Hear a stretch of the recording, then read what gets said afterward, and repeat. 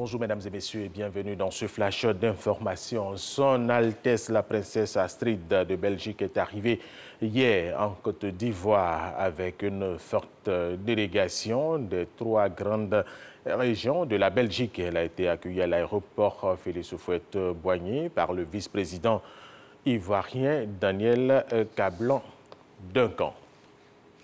Le président de l'Assemblée nationale ivoirienne, Guillaume Soro, après plus de 2 mois d'absence, est rentré hier dimanche en Côte d'Ivoire. Il a été accueilli par plusieurs députés à l'aéroport international Félix Houphouët-Boigny.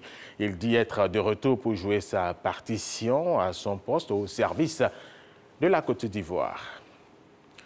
Des bailleurs de fonds des Nations Unies pour la consolidation de la paix ont effectué une visite en Côte d'Ivoire du 16 au 20 octobre à l'initiative du Bureau d'appui pour la consolidation de la paix avec l'appui du Bureau du coordonnateur résident du PNUD et du ministère du Plan et du Développement. L'objectif principal de cette visite était d'évaluer le programme d'appui à la consolidation de la paix dans plusieurs villes et villages, notamment Azaguié et Divo, Bayota, Loguata dans le département de Gagnoa. Francis Boifo. La méthode d'évaluation du projet de consolidation de la paix entre les allogènes et autochtones d'Azaguié dans la région de l'Agnébitiassa s'apparente à un véritable interrogatoire.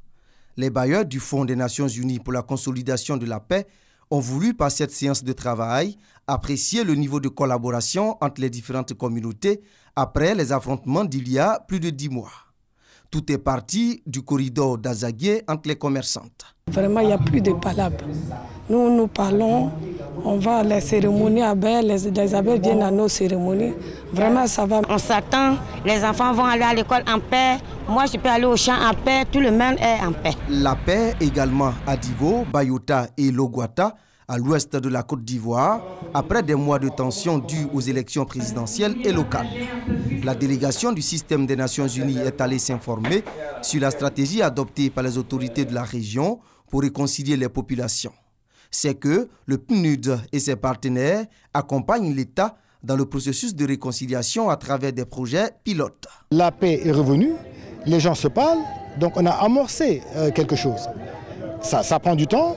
Et c'est la raison pour laquelle nous disons que malgré les avancées que nous constatons, il va falloir donc consolider, poursuivre ces efforts-là. Le gouvernement a préparé un programme national dont le montant global équivaut à 112 milliards de francs CFA. C'est quand même assez important.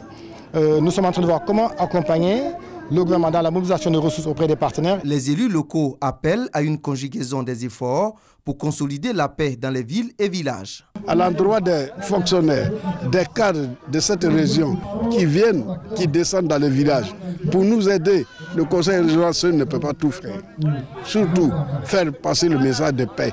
Éviter l'auto-victimisation. Chacun d'entre nous a perdu quelque chose dans cette crise. Mais c'est de tourner la page et dire que nous devons aller à l'essentiel, être frères et sœurs. Bon, à savoir, le programme d'appui à la consolidation de la paix a permis de réhabiliter des maisons à Loguata, dans le département de Gagnoa, de remettre en état des bâtiments à usage de dortoir pour les élèves sous-officiers gendarmes et de favoriser l'établissement d'extraits d'actes de naissance pour 3800 enfants. Le village d'Alokwa se dote d'un centre de santé urbain moderne. L'ouvrage, construit sur fonds propres des populations, s'inscrit dans la vision de la notabilité de créer de meilleures conditions sanitaires pour les populations et d'accompagner également l'État dans ses actions de développement. Toute autre chose, 13 gendarmes nigériens ont été tués ce week-end dans une attaque dans la région de Tillabéri. C'est dans le sud-ouest du Niger, frontalier du Mali. Le président indépendantiste de la Catalogne, Carles Puigdemont, a dénoncé les décisions du gouvernement espagnol visant à prendre le contrôle de l'exécutif catalan, estimant qu'il se plaçait ainsi hors de l'état de droit. Il a demandé au Parlement de convoquer une séance plénière pour répliquer aux décisions du gouvernement espagnol qui sont, selon lui, une attaque contre les institutions espagnoles.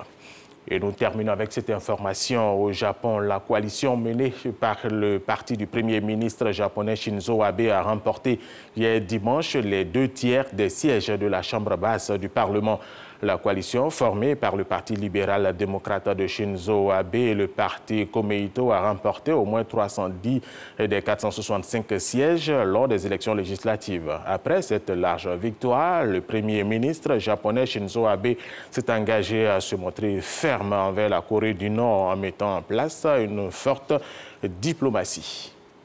Voilà, c'est la fin de ce flash d'information. Merci de l'avoir suivi.